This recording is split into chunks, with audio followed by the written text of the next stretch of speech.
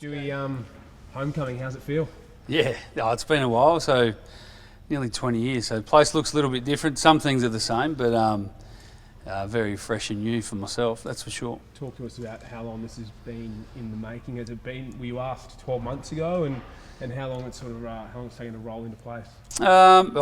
Look, there was a fair gap. So after Gold Coast, had a bit of a conversation, but it wasn't the right time, and then probably didn't really become real until Brisbane were finished, to be fair, because we were so in the thick of it that I didn't really want to consider much else than trying to win a flag. I guess when you're in that position, you don't want to upset anything, and I didn't want to get involved in anything until I was genuinely finished. And then obviously when you're talking with family and that, until it becomes real, then you don't really consider it seriously. So in that sense, it all happened pretty quick after that last game. So obviously, it's a big decision to make, but one I'm ready for. What brought you back to Port Adelaide? What appealed to you? Look, obviously, there's still some connections here.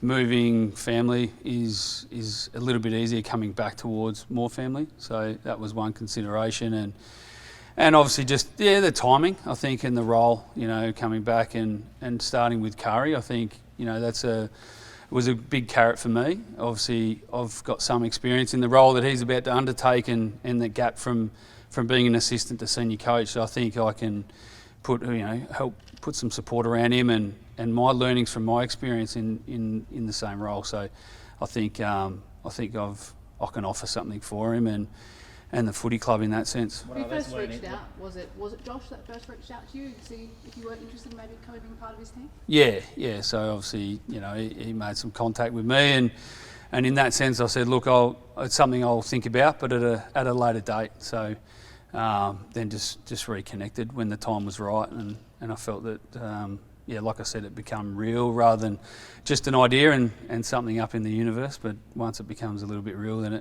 as it does in footy terms, it accelerates pretty quick. What learnings do you take from your time at the Suns to help out Curry here? Oh, look, like I said, there's just a number of things that when you become senior coach come at you that you only realise once you're in that chair. And I think in that sense, I can be a good sounding board for him and just provide good support. I know when things aren't going to be linear in any sense, even at the absolute top clubs, things go up and down a little bit. So I think he's built a good team around him, and even standing up in the meeting room this morning, I certainly, I'm not alone in starting day one here. There was probably 8 to 10 people standing up, so that's a good thing as well. I think, obviously with him being here for a few years, freshening up the group is a good thing, and it needs to feel new for the players too. What lessons do you take personally from the Suns, and I guess how you kind of evolved since then and when it ended there? Yeah, I think it's just making sure that everyone's on the same page, and that comes from footy department through admin through the board. That's important. You got to run your footy club as to how you see it run, and not how others see it run. And I think that's the sign of a strong footy club, and Port Adelaide's one of those. What's your first impressions of the coaching group, and then Josh as well? Yeah, look, obviously I've been here probably for about, what are we now? Maybe four hours, so still getting my head around just logistically and not getting lost in the building. So, over time, I think what he has got is a diverse group, good experience, people that have been at other clubs as well, and I think that's important. So when the time comes, the next couple of weeks, I'm sure we'll share our ideas and then get rock solid on what we want to be, and because I think that's important. You can take ideas from other clubs, but in the end, you've got to have your own identity and work out what that is and what fits your playing group. You've been charged with the midfield group. They're probably one of the strongest parts of the playing group at the moment. But do you have any ideas that you want to bring in so far, things that you want to tweak? Oh, no, I think my efforts will go on just getting to know the players. Like I said, I think you've got to have, your ideas have got to fit what your players are capable of, and I want to come in pretty fresh, so I won't be asking too many questions of people that have been here with that playing group, and I think that's important that they feel like they've got a fresh voice as well, and getting to know what they're like, their learning styles and how they like to be coached as well. So I think that's the beauty of being in a fresh set of eyes in a new place, is making sure I keep it that way, not have any preconceived ideas. I think there's 2 players that I've coached in the club, and that's exciting for me. Where do you think the list is at, Stuart? In terms Yeah. of experience and where it's at right now? Yeah, that's one thing again that I haven't spent too much time on that, because I think, importantly, I want to get to know the list themselves rather than look at it on paper. I think we've clearly got some strengths there. Everyone's always looking for more in terms of list, but I think we've got a strong foundation and there's some youth there, and I think having, again, dealt with youth on the Gold Coast, I think that's something that I can offer this footy club in terms of how to develop that and try and bring them up to speed in AFL footy. Would you ever want to do senior coaching again, Dewey? Is this kind of a step maybe back to that? Oh no, look, short answer is yes, but my focus will be, again, I've got to get to know a whole playing list here and a whole footy club. So again, that's the beauty of changing footy clubs, is you get that freshness yourself. But like anyone, I think I don't think that journey is closed. But again, I haven't thought too much about that in recent times. As midfield coach, you're going to get asked a lot about Zack Butters in the next 12 months. As someone who played for a couple of clubs, what would your general advice be to him going into such a crucial year when there's going to be so much scrutiny on his future? I think it'd just be to focus on the footy.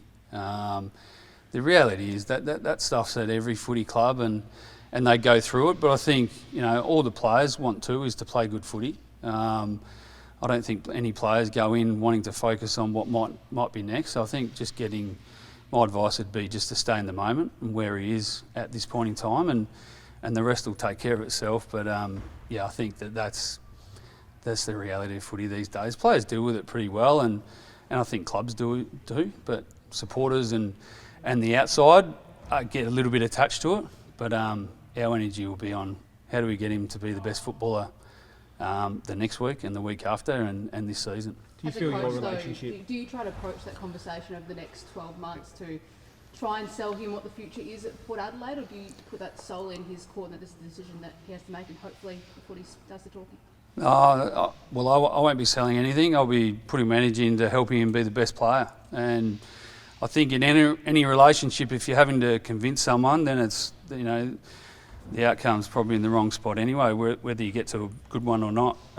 So I think my energy is going to be in being his coach in that sense and concentrating on his footy. I think because, again, there'll be enough noise from outside for him, so I don't need to be another one doing that for him. Easy to focus on the Suns, but clearly you've done a fair bit since then. I know, after that you spent some time with the Aussie cricket team over there in the UK, and then you're part of the Lions set up as well. How crucial was that time to sort of grow yourself and I guess move past what happened at the Suns?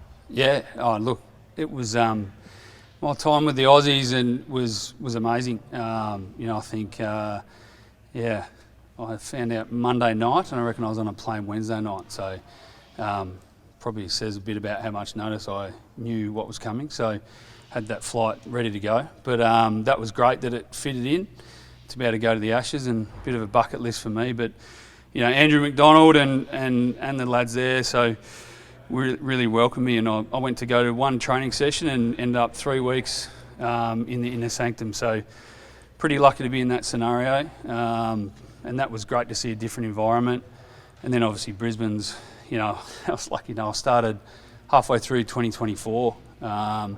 And got in at the right time and a couple of flags. So I've been blessed in my time to see a number of clubs get to the last game and win. So I feel like I've got a good view of what winning looks like and the ingredients required. Did you have to do anything personally to get over, I guess, what happened at the Suns? Like, you spoke about going over the Aussie cricket team getting alliance, but personally get over that disappointment. No, look, you do in time, but like I said, actually jumping straight into a different environment was fantastic, and again, all the players there were unreal. A lot of conversations with Travis and even Pat. I couldn't have been more impressed with how he led as a captain, and there's a big gap between captain in a cricket team to a footy team, and I think they're almost the GM, the captains, and they deal with a lot. So it was great to see that. But that environment was so welcoming that I got over it pretty quick,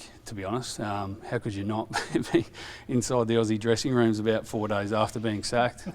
Pretty positive. So, sometimes the best gifts come wrapped poorly, and that's what happened. But it was great for me. When you went from the assistant to the head coach, what was the hardest part, and I guess what lessons can you actually tell Josh about that transition?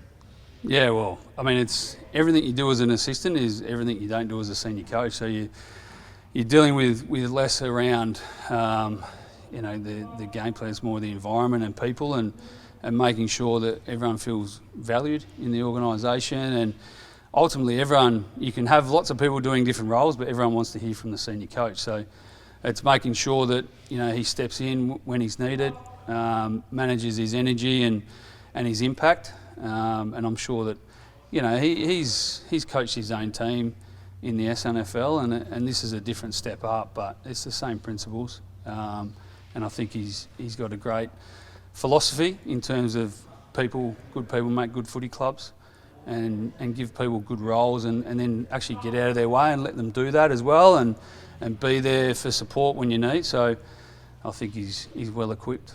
What about generally, where do you think the game's headed? Obviously coaches try and stay ahead of the curve tactically and that, but do you think it's going one way or another, or is there anything thoughts on that? It's a transition game. I can't see that slowing down, and you need to be able to score.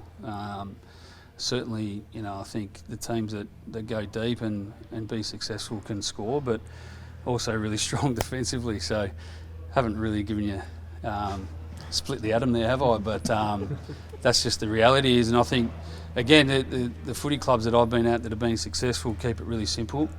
Repetition is something that you can't get bored with, and at times I think we can overcoach or overcomplicate, but keeping it really simple for the players. Last one. You now have Stuart Dew and then Will and Drew, Dewey and Drewy. You guys have a bit of a conversation about who gets the nickname. A bit of an arm wrestle. I know. No, he can have it. I think I said I'll answer to many things, so he can have that, and I'll find something else. So he was here first. I'm happy to have a different name, but there'll be a few turns of heads, I think, already. We know there's not much time for reflection in footy. I don't know, you said the place has changed a lot, but do you go across to the museum at some point and see the old Premiership Cup? Is there any sort of nostalgia for you? Not really. I'm not a nostalgic person, so I don't have anything up at home around footy. So I feel like that's well in the past, and I think it's important this footy club, and maybe the other players feel the same way, but I feel like it's time for a new group to have their time as well. So that's what we're working for, So I'd love for us to, in the near future, be talking about a new 22 or 23 that win a flag, so we can move on from 2004, and it can be a memory, but a good one. But we need a fresh one, and that's obviously what the whole club's here to do.